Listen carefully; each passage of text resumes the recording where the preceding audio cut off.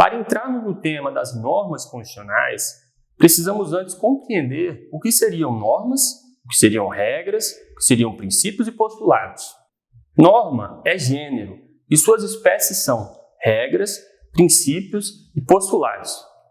Em palavras mais simples, uma norma pode ser uma regra, uma norma pode ser um princípio, uma norma pode ser ainda um postulado.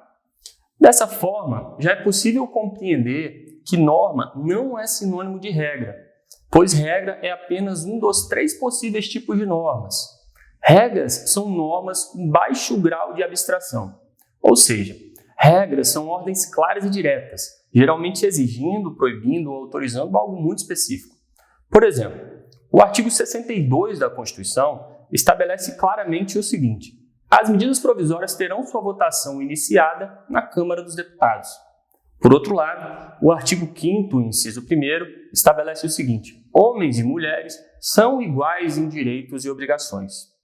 Perceba que o artigo 62 encerra uma ordem clara e direta, de modo que a norma prevista no artigo 62 da Constituição pode ser classificada como uma regra constitucional. Por outro lado, o artigo 5º, inciso 1º, encerra uma ordem que não é tão clara e não tão direta, de modo que essa norma não pode ser classificada como regra constitucional. Ainda sobre as regras, é importante compreender que o conflito entre regras é resolvido pelo emprego da técnica da subsunção, de modo que a técnica da subsunção é a técnica a ser empregada na situação em que encontramos mais de uma regra aparentemente aplicável ao caso concreto, mas sendo que cada uma dessas regras resulta em uma consequência diferente, motivo pelo qual será necessário definir qual delas é a regra adequada, ou seja, qual regra terá subsunção ao caso concreto. Em outras palavras, diante da hipótese em que 2 regras aparentemente incompatíveis parecem ser aplicáveis ao caso concreto, temos que escolher uma dessas 2 regras. E para essa escolha, nós utilizamos a técnica da subsunção. Então, como dito, subsunção é a técnica a ser aplicada ao conflito, à antinomia de regras. E pela técnica da subsunção, ocorre o que se chama do critério do tudo ou nada. Basicamente é o seguinte: ou uma regra é completamente aplicável ao caso, ou então ela não é. Entenda, suponha que existam 2 regras aparentemente aplicáveis a um caso concreto. Mas essas 2 regras geram resultados completamente divergentes entre si, completamente incompatíveis e distintos entre si. Nesse caso, uma regra precisa ser totalmente excluída e a outra regra será totalmente aplicada, sendo esse o critério do tudo ou nada. Desse modo, a regra que será totalmente aplicada é a regra que apresenta subsunção ao caso concreto. É a regra que se adequa, que se aplica ao caso concreto, excluindo todas as outras regras que com ela sejam conflitantes. Vamos recapitular. Regra é um tipo de norma que tem como característica o seu baixo grau de abstração, de forma que encerra uma ordem clara e direta. E a antinomia entre regras deve ser solucionada pela técnica da subsunção, por meio da qual aplicamos o critério do tudo ou nada, de forma que somente uma única regra será aplicável ao caso concreto, não podendo haver uma mesclagem entre as 2 regras. Essa norma, que tem subsunção ao caso concreto, exclui completamente as demais regras que com elas sejam conflitantes.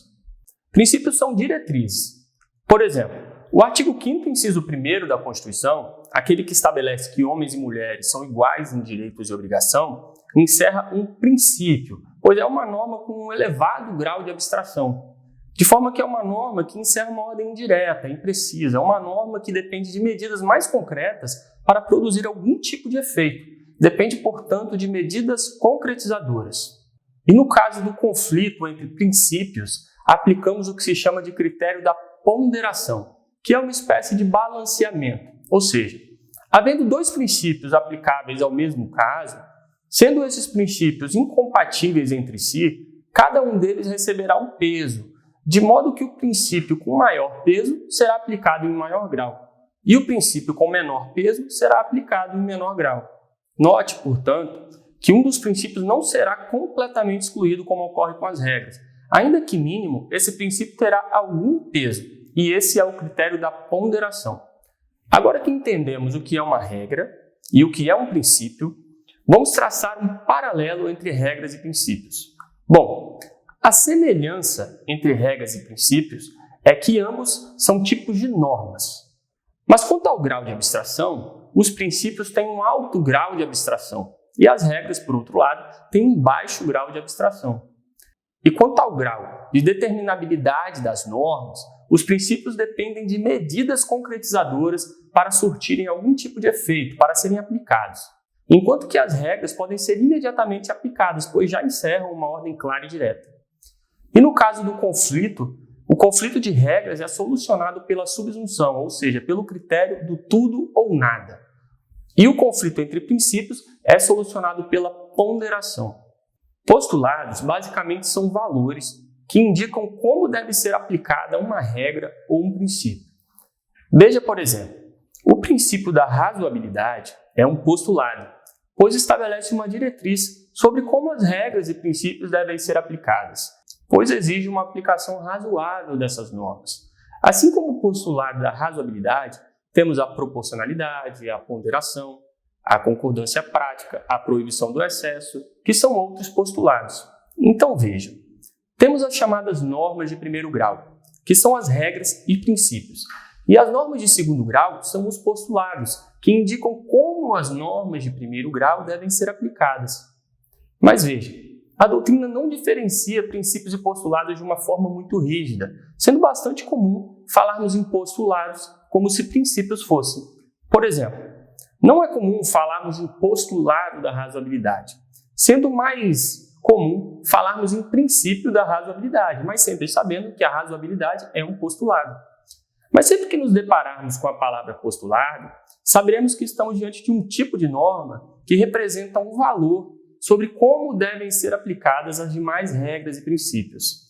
Sendo que regras e princípios seriam normas de primeiro grau e postulado seria a norma de segundo grau, temos então que o postulado é uma diretriz para a aplicação das regras e princípios.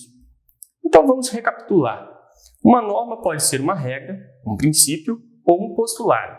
Regra é uma norma com um comando claro e direto, com baixo grau de abstração. Princípio é uma norma com um comando indireto e impreciso, com um elevado grau de abstração. E postulado é uma norma que contém um valor, indicando como deve ser aplicada uma regra ou um princípio.